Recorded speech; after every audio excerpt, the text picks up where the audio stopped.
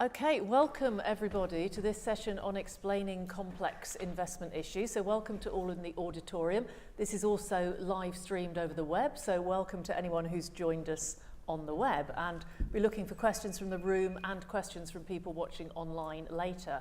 So I have a very distinguished panel of speakers to discuss this issue.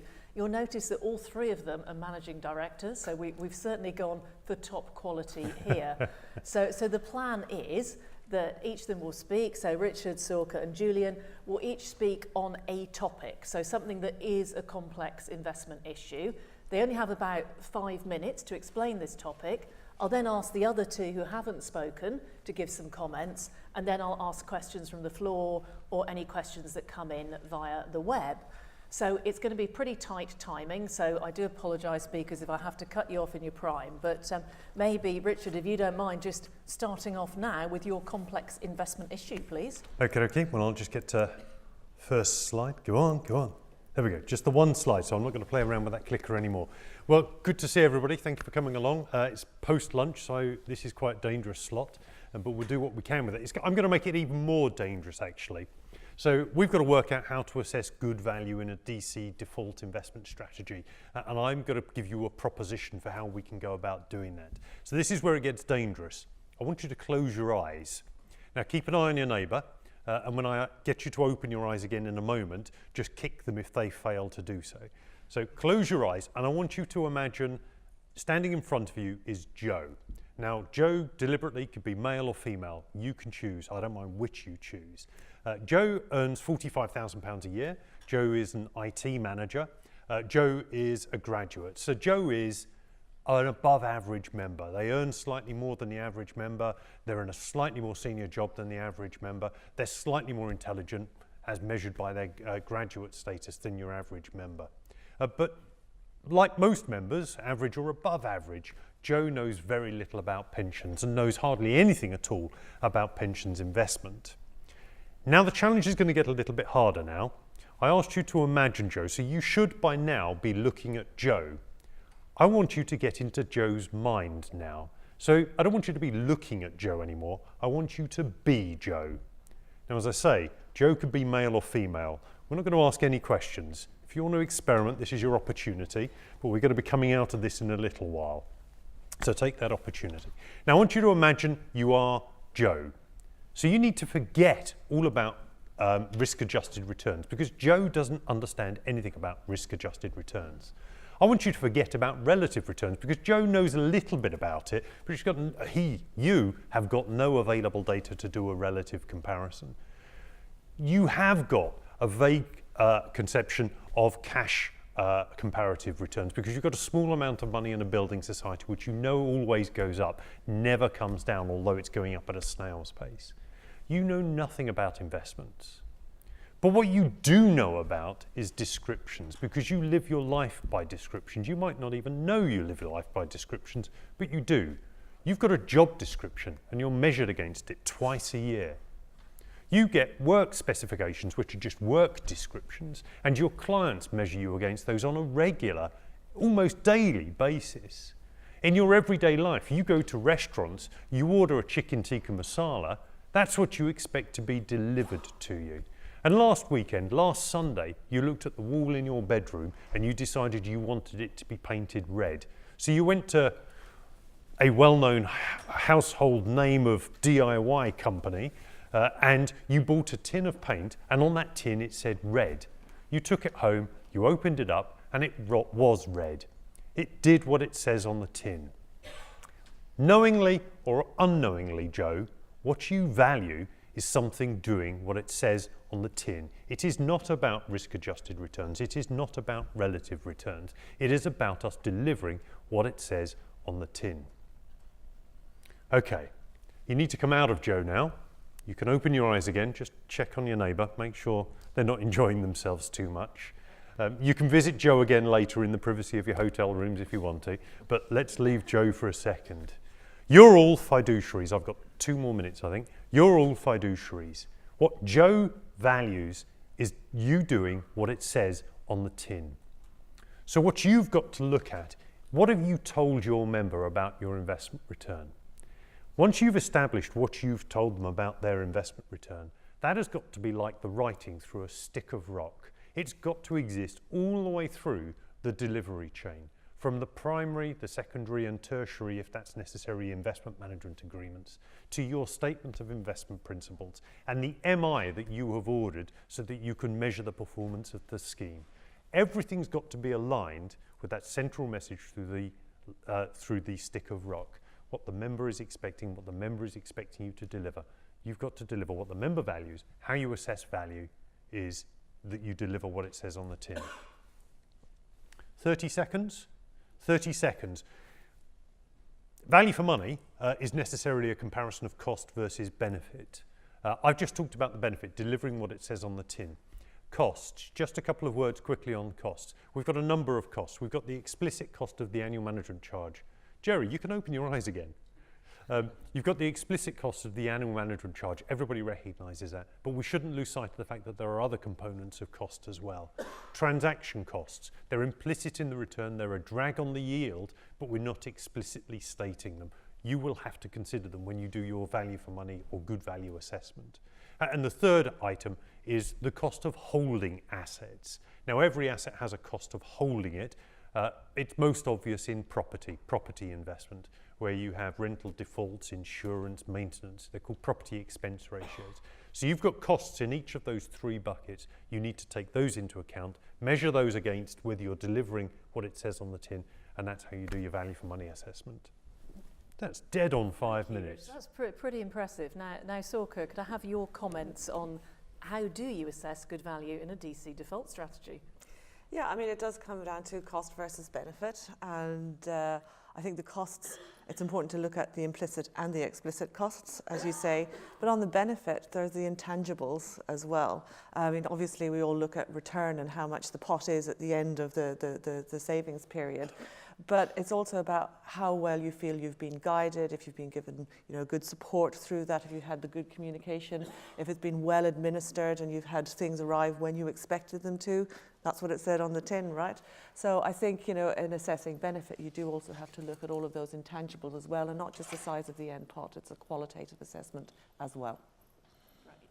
Julian, your views on the same? Well, I'd almost take a step back and just make sure your member understands what a default strategy is and what ingredients go into a default strategy, because it is one of those jargonistic terms that sometimes members get lost on. And I think looking at the objectives of a default strategy scheme, what you're trying to achieve from that scheme, and giving those in a non-jargoned way to your members is really important. The importance of how much to save, the importance of the outcomes of what you save through a default strategy, the raison d'etre between the asset allocation strategies behind a default strategy as people mature within schemes. All these things need to be explained in a logical, rational, jargon-free way so that everybody understands what it feels like when they're saving and what they're likely to get at the end of that result of lifetime savings. And that's really important, because we do face a challenge where people question the need to save at all relative to other things that they do with their lives, and the way to get people saving so they get a decent pension fund is they understand every step of the way in terms of the benefits of saving and what they're likely to get at the end and how well that process is run. I think that's really important. Thank you. So now I'd like to throw it open to the audience. I don't know whether we do have a roving mic. Fantastic. So has anyone got any questions on how you would explain this quite complex strategy to members? Any thoughts on this? I've got one question really for all of you, which is, how do you get over probably what is the most obvious thing when it comes to value, which is making it all about charges? You've all talked about the other things, what makes up the whole package, but I still find there's just so much focus on charges because it's there and it's tangible, whereas the end benefit is many, many years away, and so it's very hard to judge whether you've actually got good value because you haven't seen it yet. I mean, just on the charges side, I think it's very important you understand what you're getting for what you're paying, and absolutely going for the lowest possible charges is not necessarily the right thing.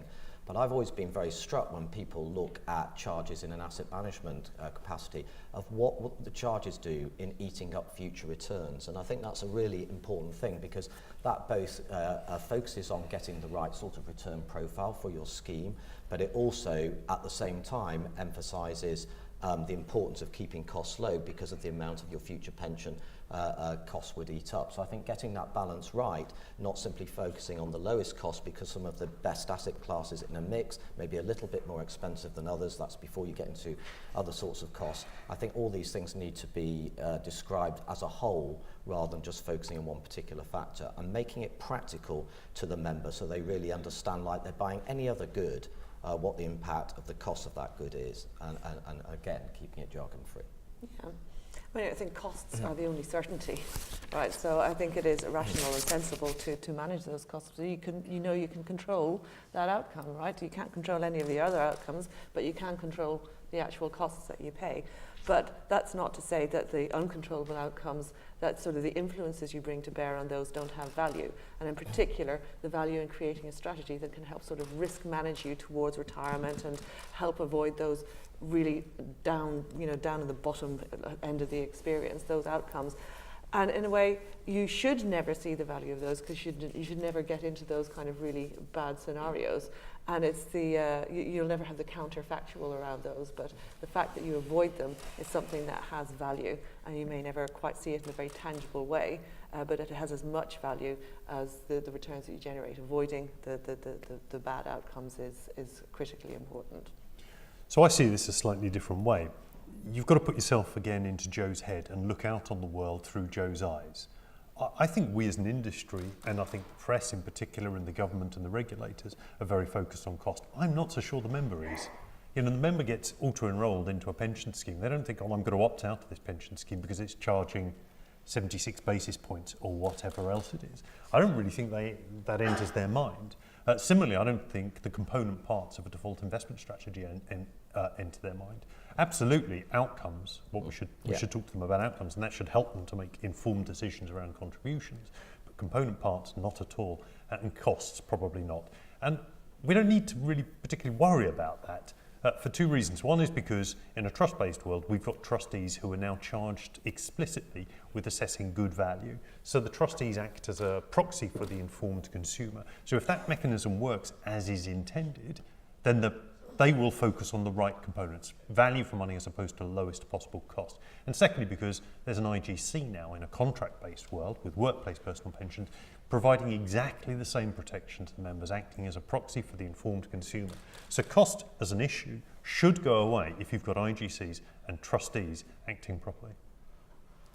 I mean, just the last point I'd say about that is I think sometimes the one thing that we overlook in this process is making sure people have incentives to save. And I can't remember a time where there are more challenges faced by people who wonder whether they should be saving for pensions at all. So I think some of the priorities in explaining things to the underlying members have to be about why you're doing this whole pension thing at all, particularly if you live in the south of east of England and your property is going up far more than any of the returns that you're getting from your pension pot. So I think the interesting thing is, I think in trustee meetings and explaining these complex issues, we need to adjust our messages and our priorities to the environment in which people are saving in the first place, which means much greater flexibility in the communication process, I think, than sometimes we're seeing to date.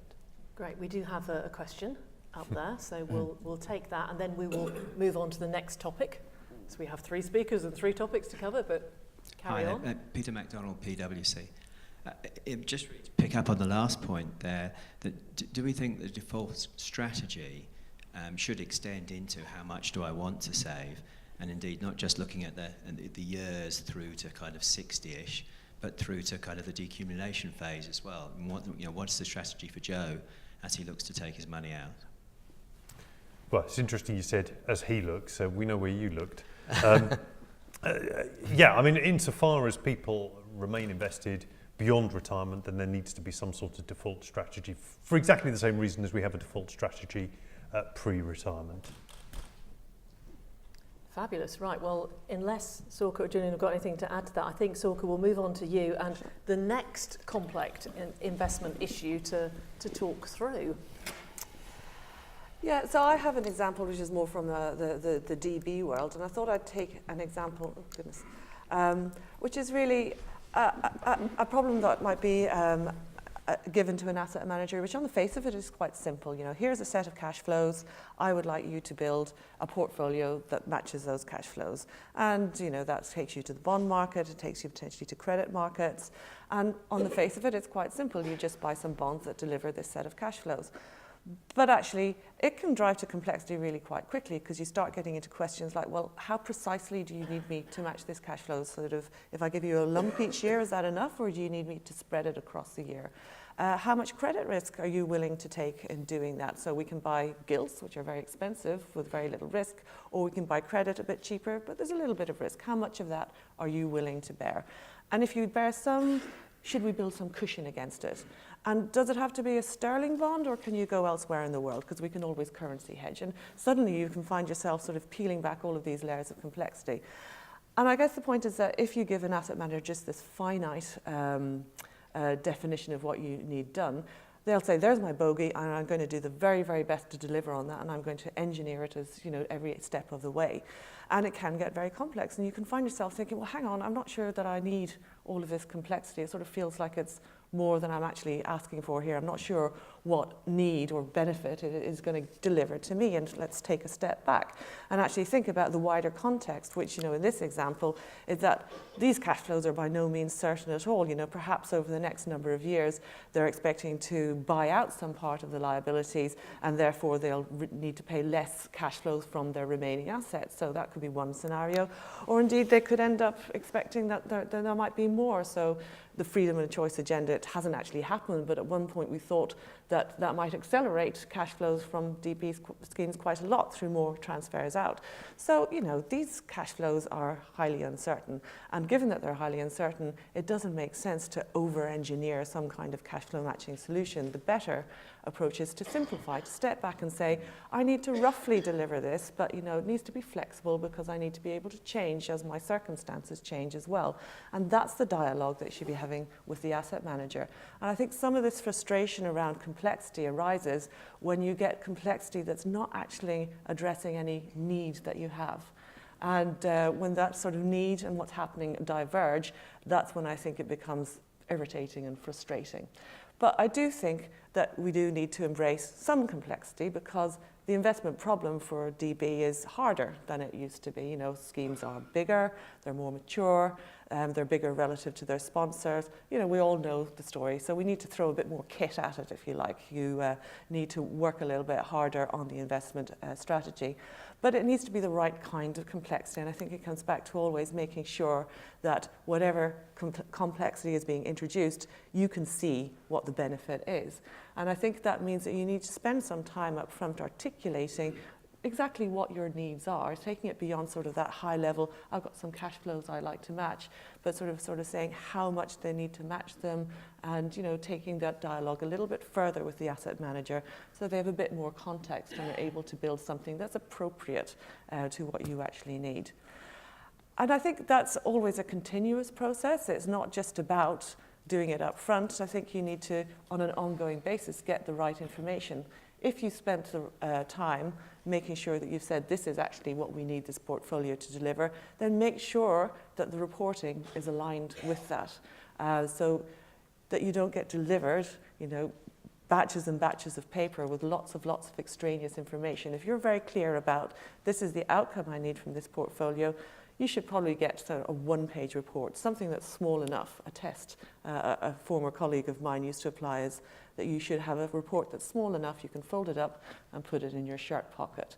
And that should give you the information you need, whether it's delivering the objectives that you asked for. And it continuously changes. You know, if you create a portfolio now, well, if the cash flows do change, then you need to change it and you need to evolve with that. And so that's about making sure you have a continuous dialogue with your asset manager so they can see that context changing. And similarly, they need to go back to you and tell you when the markets are changing, meaning that they need to evolve the solution to the same need. So things change, they need to evolve, so you have to have a dialogue going with your asset manager. So I guess my main point around this is that communication is a two-way thing.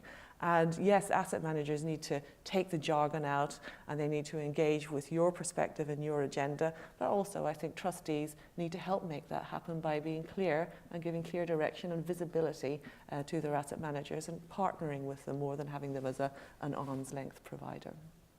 Thank you, Sorca. Richard, your comments on that? Yeah, I mean, I agree. I think I'd add perhaps 4 points. First of all, and this really echoes some of what Sorca said, we should avoid spurious accuracy. We are dealing with cash flows that are based on projections and assumptions that spread out over many years, sometimes 70, 80 years. So steer clear of spurious accuracy. Now, it sounds like an obvious point to make, but actually there's an inherent bias in the industry towards spurious accuracy. Yeah. I don't know whether it's the actuarial bent, the legal bent, or just the need for consultants and others to charge extra money to their clients. I really don't know, but there is a bias towards spurious accuracy. So beware of that bias and avoid it. Secondly, be proportionate. Certainly you need to cover your cash flows, but you don't need to spend money to the millionth of pounds in order to achieve that accuracy. So be proportionate in whatever solution. And if you miss your target a little bit, well, you know, so be it. You've missed your target a little bit. But if you save some money in so doing, well, that's worth doing. So be proportionate about what you try to achieve. The third point, and actually I suppose related to that, is you know, in terms of the governance of cash flows, probably err on the side of caution.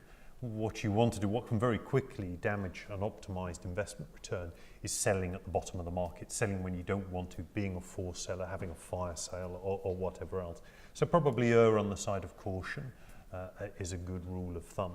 And the final point, and it's really just an extension of a point that Sorca made, find partners who have a shared perspective. One of those partners absolutely must be the employer. The employer underwrites this thing, the employer's coming up with the cash. Insofar as you don't generate the money out of the investment returns, then the employer's got to stump up the money. So they've got a big part to play in putting that solution together. Absolutely. Julian?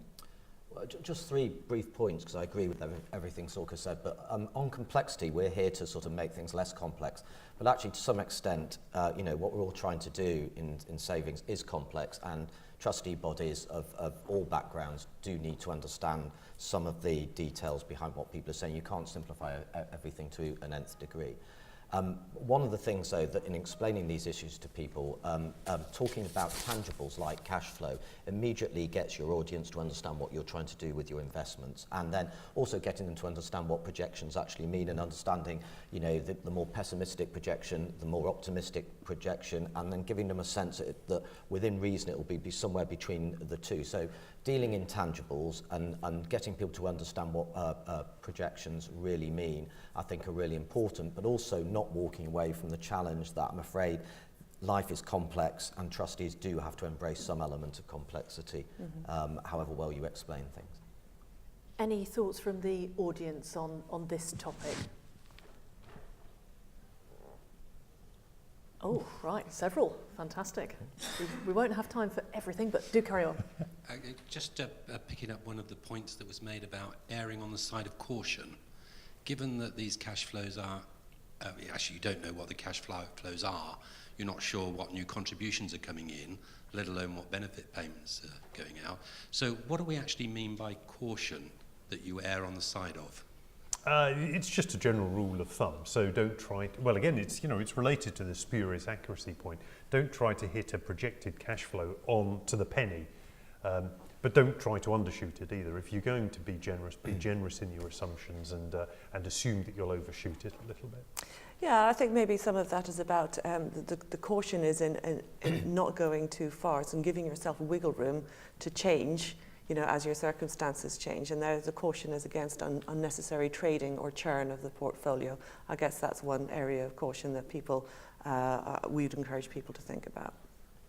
Thank you. And one other question there. Thank you. Tim Burrows from the Institute of Chartered Accountants of Scotland. Looking at your very last point on the board there, finding partners who share perspective, I think that's extremely important. How much scope do you need to build in there for some difference of opinion and some constructive challenge, as well as having people who share your own opinion? Yeah, you don't know. That's a good point. I think it's about, when it's share your perspective, you don't want to fill fill the table with yes men kind of thing. You want to have people who you feel you can have a constructive debate with. And, you know, given the same set of facts, reasonable people with a degree of expertise can come to different views. And I think we have to allow those views to coexist, but in the end, the decisions do have to make a trustee. And so you're right, there is an element of needing to ensure that there's challenge and that there's just not groupthink setting in. But clearly, if you've got someone who's just contradicting or taking the opposing view on everything, that's not really going to be terribly constructive. So you need to find people who, you know, partnership isn't just about agreeing with everything, it's about, you know, coming to the table with an open mind and the ability to just work through the questions in a constructive manner.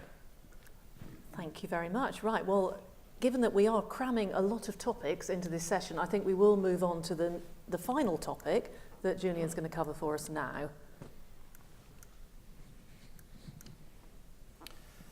This slide comes from proprietary research that we undertook at JPES Partners to try and find out what non-scheme specific themes will dominate trustee meetings in 2016. So we thought a good place to look was to actually look at the momentum of press coverage behind various topics to see which topics were gaining momentum in terms of the amount of coverage, because actually, although the press are often much maligned, they are actually the window into what people want to read and talk about, and therefore it's a good idea of what trustee bodies are going to be interested in. And we looked at a range of topics, and these were the 5 topics which had the most momentum in terms of volume of coverage in 2015, which led us to believe they would dominate agendas in 2016. And geopolitical risk talks for itself, defined contribution, actually is becoming much more complex in terms of investment choices within defined contribution. ESG and responsible investing, it's genuinely becoming part of the mainstream of investment. Technology, how are asset managers using technology, and also disruptors with robo-advisors and things like that are dominating it, and the accountability of and transparency of the industry and how it's regulated. Now, these are not necessarily topics that perhaps asset managers would want to talk about, but these are the ones which are going to, we feel, dominate the agenda in 2016. And when we tested that against a panel of 20 specialist investment journalists, indeed every single one of these topics, those journalists expected to write more about this year. And then we went one step further and we held a seminar in November and we tested against industry experts, including asset managers, investment consultants, and they all agreed that these topics would be prevalent in trustee meetings. Now this session is about simplifying complex investment issues. So I was going to just focus on one of those, which is geopolitical risk. And what was the collective view of the audience in our seminar was keep it as simple as possible, but also keep it as focused as possible. So in order to use trustee meetings efficiently, geopolitical risk I thought was a very good example of how sometimes we talk about things which are not necessarily absolutely relevant for the amount of time we spend on it. So on geopolitical risk, I would like nothing more than to talk to you about the outcome of the US presidential election or Brexit and those sorts of things. But these are intangibles for actually understanding the future health of a pension scheme. So although they're nice to talk about, that's not actually how you should be addressing geopolitical risk. So I went and talked to some major pension funds about what they would want to hear on this particular topic. And of course, what's worrying a lot of people is low interest rates, falling interest rates, negative interest rates. And then the second thing is that can be quite complex at making people understand what's the impact on a pension scheme, either DB or DC. So these pension scheme members would say to asset managers, so don't talk about US presidential elections, fun, Brexit, because everybody in the room would love to talk about that, but actually talk about something really meaningful for a pension scheme and then couch it in the terms that people would understand. So if you think about low interest rates, and we talked about partnership earlier on, so the scheme sponsors are part of that sponsorship, talk about what low and falling interest rates means for the liabilities on a company's balance sheet. That's really important. That certainly buys the interest of the sponsor from a DB perspective. And then I know annuities are slightly not becoming a thing of the past, but less focus on that. But you could explain interest rates and falling interest rates in the context of what that means for an annuity purchase and what that means for future income for individual savers. So I suppose what came out of all this research and what comes out of the issue of less complexity is actually sometimes not using our time to talk about the things that we love to talk about, but using the time to talk about the things we have to talk about. And then when we're talking about those things, put it in the context that different audiences can understand. So it's a really, really useful time of what are valuable people's times in trustee meetings. Thank you. Richard, your comments on that? Yeah, I mean, I completely agree. We've got to, as an industry, again, we're not really very good at tailoring our message for the clients. I mean, there's any number of times. I've been a professional trustee for, I don't know, 15, 18 years or so. And any number of times I've asked the consultant who's been coming into a meeting, whether that's the investment consultant, the actuarial consultant, or whatever other consultant, and I said to them, look, all you've got to do is give us the relevant facts so that we can make an informed decision. We don't need a life story. We don't need the, if I sailed a ship across the ocean story. We just need relevant facts. Tell us what we need to do, what we need to know. We'll make a decision, then you can leave. But they still don't. Oh. Every single time they turn around. When I was a lad, as an actuarial student, and off they go. So, no, I'm completely sympathetic to that. Just one addition. I mean, I think the point made, moving on to some other points, I'm not sure the press is a brilliant indicator of what should be on the trustee agenda, because those are the matters for members. Now, members are important, but trustees have to think about wider things than that. I've just scribbled down a couple of thoughts that I thought will be high on the trustees' agenda for both a DB scheme and a DC scheme. So first of all, DC scheme, member engagement. I want to get my trustee boards together, and I want to have many more conversations with them about how can we be creative, how can we genuinely engage with a member, get them to want to be involved. I don't know the answer to that, but I want to get my boards together so that we can have those conversations. And secondly, will be on the trustees' agenda in DC, how do you assess good value?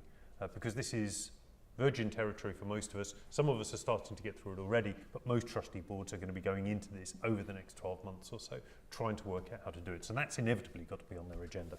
And in the DB world, getting the component parts to work together. So again, this is just everyone pulling in the same direction, having a strategic objective and working on that. That's got to be on the agenda. We are gradually refining how we work in DB so that all the component parts are aligned. And finally, and actually this is just, there was a news story a couple of weeks ago where they flagged that they had found a cure for cancer. I think that will be on the trustees' agenda before too much long, because it'll have a significant impact on longevity. Thanks, Richard. Sorca?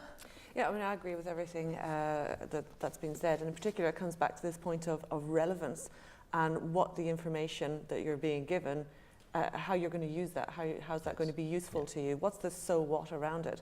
I think information without that sort of so what is just noise.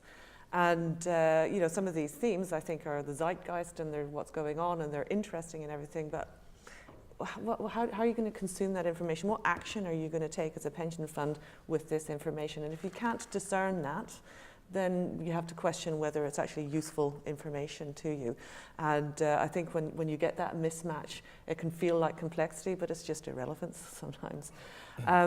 But I think also in terms of which themes are going to be important, I mean, you've mentioned for DC, I mean, for DB, it's got to all be about how am I going to fix this funding level? I mean, there's just, that is the big problem that is in front of pension schemes, is how they're going to repair funding levels. And I think at this point, you know, there's going to have to be a bit more of a fundamental rethink about how you balance sort of LDI or other defensive strategies with growth, how you're going to manage sort of flight plans, because the way it's been formulated thus far hasn't really worked. I mean, if you did get in early, great, but for many plans, they're just carrying the same risk that they had 5 years ago and have very little to show for it. And that's got to be top of agenda for defined benefit trustees. So have we got some questions from the audience? We do have a little bit of time. Yeah, there's a question up at the back there, thank you.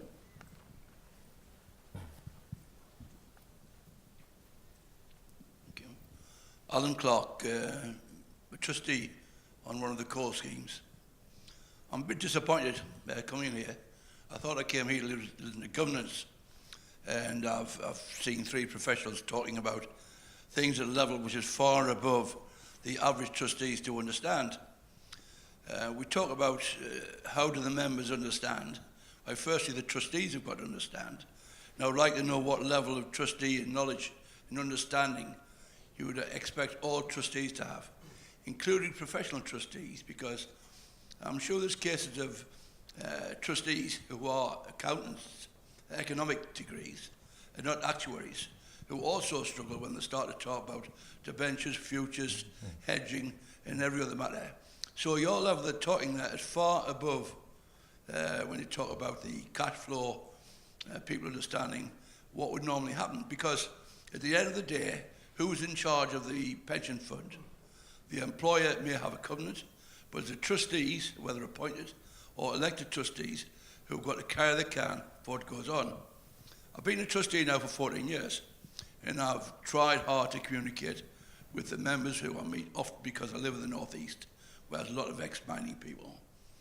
But of course, you have to be so careful about what you try to explain, because quickly the eyes glaze over, and they don't understand what you're on about. And this can happen at trustees' meetings.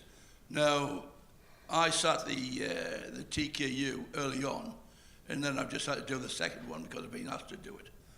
And it should be really compulsory for all trustees to have a working knowledge of investment matters, so that at least you have a start to understand what the pension professionals, no matter what acronyms they use or how they hide behind the words they use. And really, I think we have a long way to go. But I think one of the things that you've missed today is you haven't started with trustee knowledge and understanding. Thank you. Okay, who wants to take that first? Yeah, I think this is always an ongoing debate, and I think in any trustee board you need stakeholder representation, the elected representatives, and you need expertise. And you need both of those things in an appropriate balance for the board. And I think when it comes to assessing sort of investment strategies, what's important is not that every individual is an investment expert, but that the board collectively has the expertise to challenge. And that means making sure you're getting the right people on your team who you trust to be that challenge for you. I also agree it's important that there's a basic working knowledge. I don't think you can just put everything in the too hard box. I think you need to embrace some of this. But to me, it's about making sure that collectively you have the right expertise on and the right people on your side of the team to make sure that you're getting this right as a group. I also agree. We have to be very careful with raising the bar with trustees' knowledge and understanding, because what we shouldn't do, what we mustn't do, is deter lay trustees. Lay trustees bring an awful lot to the table that isn't necessarily technical knowledge. So we need to get the balance right. Personally, I think we need some sort of legal distinction between lay trustees and people like me who charge a day rate and purport to do this professionally. And then we can distinguish the levels of knowledge that are expected between them. I completely agree with you that professional trustees aren't always complete experts. I would also argue that professional trustees must have some professional qualification, a relevant professional qualification, should be subject to externally audited CPD so that they can demonstrate their knowledge, so that they are genuinely strong and knowledgeable. But to the sort of central point around keeping the lay trustees engaged, the tool that will ensure that the lay trustees are engaged properly, communicated with effectively, is the chairman. The role of the chairman is absolutely vital to the successful running of a trustee board. If the level of knowledge is too technical or too boring or too lengthy, it is the chair of the trustees who's got to intervene, because he's the one who's got to make sure that the trustees have sufficient understanding and knowledge and facts in order to make an informed decision. I mean, I think the challenge in communication in trustee meetings is you're often addressing audiences of varying different knowledge because they come from different backgrounds. And I absolutely agree, the role of lay trustees are really important, and lay trustees must go into a trustee meeting and come out having enjoyed the experience and understood what's going on. Now, that doesn't excuse them from having the right amount of relevant training to understand the basics, because I think we can't excuse the fact everybody needs to understand the basics in the meeting. But I think we were trying to pick out 2 points from what we were saying.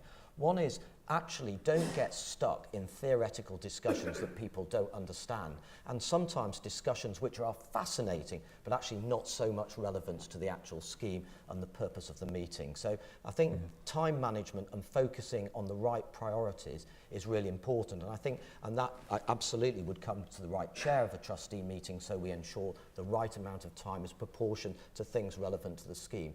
And the second thing, which does address, I think, the governance issue, is the fact of always talk in outcomes that people understand. So don't talk about Brexit where we don't know the impact today or even the result of it, but do talk about interest rates and talk about the impact of interest rates that your whole audience in a trustee meeting would understand. Do talk about the impact of cash flows because they're tangibles, but don't have too much spurious accuracy. Talk about, you know, the range of outcomes from cash flows, but it's a very important part of managing a pension scheme. Do bring the sponsor on board by knowing the costs of that pension scheme to the sponsor and the impact of low interest rates on the sponsor, who after all is a very important person around the table. So I think we are trying to, if you like, talk from a governance perspective in focusing on managing the time right, managing it relevant to the issues of a pension scheme, and then talking about it in ways, outcomes, meaningful outcomes, which will engage the full audience and not just the experts. Great. Has anyone got any very quick final burning questions? That was very useful added discussion there. Okay, we'll allow one quick response to the points made there. I think we're at 6 and 7 here. I'm not seeking to justify the position of lay trustees on a pension board. I'm quite convinced that they need them because they can offer the moral majority. They can tone things down if there's some extravagance on behalf of the very good colleagues that you're working with. So I'm certainly not attempting to justify the lay trustee. I'm talking about trustees now and their responsibility to the members to be in the cash to pay the pensions, which is basically what a pension fund is for. And as governance, it really is so that everyone understands what's going on in their name. And unless they understand what they're being told, people could, I find that, I was a college manager 25 years, and I find that people could wander along in a fog, you know, and when you say, did you understand that? Oh, yes, I did. When you know, they don't. And it's only by a question of interrogation, too strong a word, questioning and discussion that you will understand the truth of the situation. And this applies in pension funds, in my opinion. Okay, it's not an easy task. You know, you've got to be prepared to put work in. But, of course, if you're doing the job, you should do it properly. Thank you. Any very quick final remarks from our panel? So I'm not sure I spotted a question in there, Alan, sorry, but going back to what I said earlier on, yeah, trustees need to understand and we need to make the language understandable. I think you might have hinted that the members need to understand. In a DB world, if you put your head in this, put yourself back into the head of Joe, I'm not sure Joe really cares. Joe just cares that they get their pension at the end of the day. They don't need to know about what's going on under the bonnet, unless they really want to get involved. Mm-hmm. Just a very last point. I think consistency in what you cover in trustee meetings is really important, and some issues don't go away. And I remember when I was at Schroders, we used to think, what new things should we say at a trustee meeting? Sometimes it's actually taking long-term themes and the development of those themes relevant to pension schemes and making sure they're covered consistently in successive trustee meetings. So I think there needs to be a long-termism about the content of trustee meetings, not just simply thinking of new things to say each time. Yeah. And I think it's also, I mean, I think, Julian, it's about talking in outcomes. You know, what is it that you expect this particular asset manager to deliver to you? What is it that you expect them to do for you? And focus the conversation around that rather than all of the sort of the engineering under the bonnet that they've done and having been given that task. What you need to develop is that, is this delivering the outcome I needed it to, or is it delivering a surprise? And if it's a surprise, then what is the reason for that? And that can generally be described in a fairly simple way. It doesn't need to involve knowing that, you know, where the carburetors are, kind of thing. Great. I think we'll bring the session to a close now. So thanks to the audience, their participation, to people who might have been joining us on the live streaming. The next session is a plenary session, so in the main auditorium next door. But before you go, if you could just thank our excellent speakers in the usual way, please. Thank you.